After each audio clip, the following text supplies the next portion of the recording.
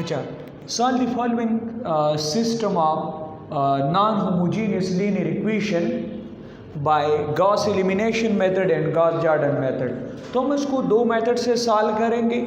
अब इसके लिए फर्स्ट आप ऑगमेंटेड मैट्रिक्स लिखेंगे। ऑगमेंटेड मैट्रिक्स ये कि अगर आप कोएफिशिएंट मैट्रिक्स लिख ले इसका, यानी 1 2 3 कोएफिशिएंट -1 2 -2 4 -1 3, फिर एक लाइन के जरिए आप ये जो इक्वालिटी इसको आप लाइन के जरिए आप वो ले लें और ये 4 2 -3 इसको आप कंबाइन करके लिख ले तो इसको आप कहेंगे ऑगमेंटेड मैट्रिक्स। फिर इस ऑगमेंटेड मैट्रिक्स में जो कोएफिशिएंट मैट्रिक्स का पोर्शन आ रहा है इसको आप इक्विलान फॉर्म में कन्वर्ट करेंगे, क्योंकि ब्रैकेट में मैंने लिखा हुआ इक्विलान फॉर्म। अब इक्विलान फॉर्म में मैंने आपको बताया था कि फर्स्ट आप यहाँ जो एंट्री होगा यानी यहाँ 2 है और यहाँ 3, इसको फर्स्ट 0 करेंगे तो चेंज आप लाएंगे R2 में। तो फर्स्ट आप लिखेंगे R2 फिर R3। अब इसका ऑपरेशन ज़्यादातर प्रैक्टिस है कि 1 के साथ होगा और 1 के साथ, तो इसके साथ अगर हम -2 मल्टीप्लाई करेंगे तो 2 - 2 0, तो ये 0 हो जाएगा। फिर इसके साथ अगर हम -3 मल्टीप्लाई, क्योंकि यहाँ 3 है, सो 3 - 3 that will be 0। So R2 - 2 R1, so R2 क्या है 2 2 -1 2 2 2 -1 2।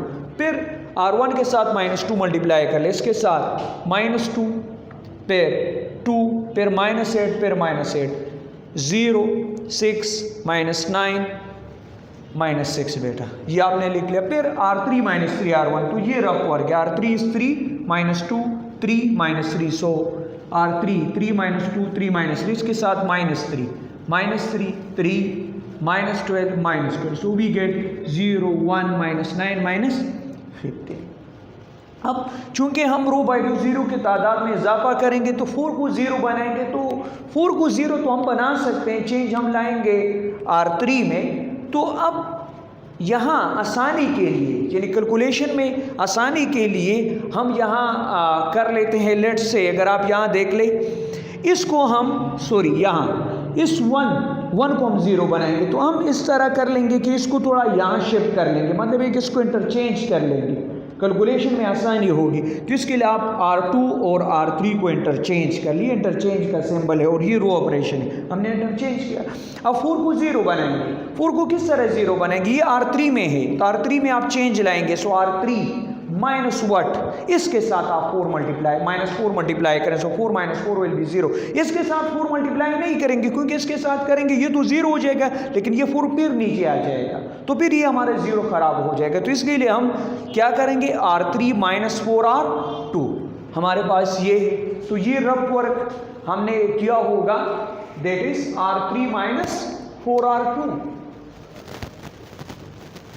तो अगर आप देख ले R3 क्या है 0 4 -9 -6 और इसके साथ -4 0 -4, ये आपके पास 36 और फिर 60 आ जाएगा। So we get 0 0 27 54। तो अगर आप देख ले यहाँ ये डिविजिबल बाय 27 है R3, तो 0 0 1 2। तो अगर आप देख ले ये आपके पास है इक्विलान।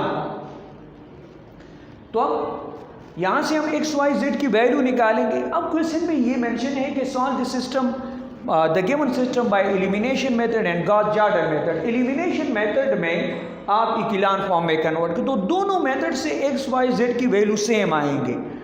अब यहाँ देख ले से R1, सो यहाँ देख ले sorry this is R3 imply that 0.x मैंने इसलिए लिखा है क्योंकि ये x का कोएफिशिएंट है, फिर है 0.y ये y का कोएफिशिएंट और ये z का है, सो 1.z ये 9 इक्वलिटी सो इक्वल टू 2, तो z इक्वल टू 2। फिर R2 implies that 0.x plus 1.y minus 9.z is equal to -15, तो z की value 2, so we get y is 3।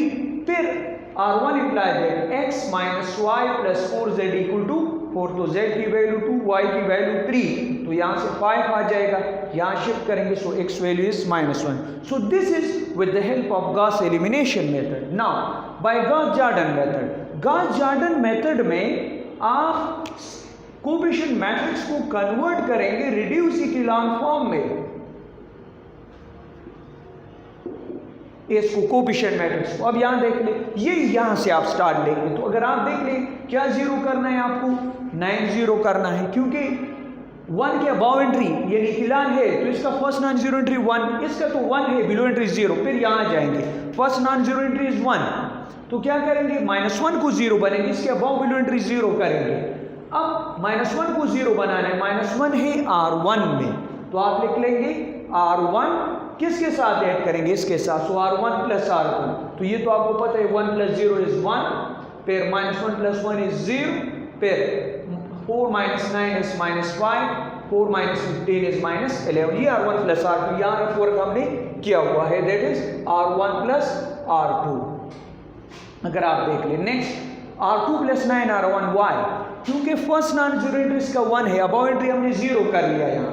अब ये -9 भी 0 करना है, क्योंकि इसका अबाव एंट्री ये भी 0 करना है, तो ये लाई करता है इन R2, सो R2 प्लस इसके साथ 9 मल्टीप्लाई कर, सो -9 + 9 will be 0, so R2 + 9 R1, ये आपके पास रफ वर्क है। अब यहाँ देख ले, ये तो हमने डायरेक्ट कर लिया था, ये सारी है R2 + 9 R1 का, ये रफ वर्क है।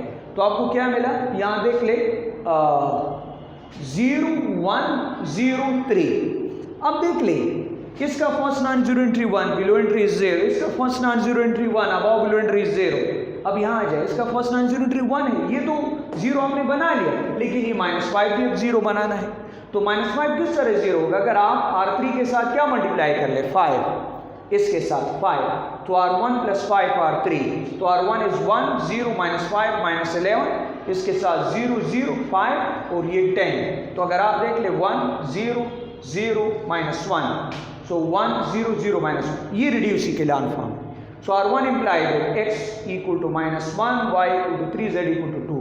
अगर आप देख ले इसकी वैल्यूज और ये वैल्यूज अगर आप देख ले, ये सब आपके पास सेम है, तो मतलब ये कि जब आपसे क्वेश्चन पूछा जाए कि solve with the help of Gauss elimination method, तो आप गॉस एलिमिनेशन मेथड यूज करेंगे, जब गॉस जॉर्डन हो तो फिर गॉस जॉर्डन आप यूज करेंगे। अच्छा, question number 3, use the Cramer rule to solve the following system of non homogeneous linear equation.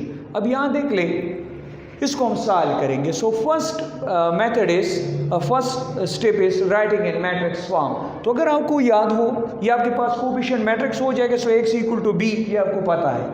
तो क्रेमर रूल आप लोगों ने वहाँ पढ़ा था कि अगर आपको याद हो, जब आप x फाइंड करेंगे तो इसके लिए आप d1 / d निकालेंगे। d1 क्या है, d1 डिटर्मिनेंट है, जिसमें आप C1 को यानी फर्स्ट कॉलम को इसमें रिप्लेस करेंगे बाय दिस मैट्रिक्स।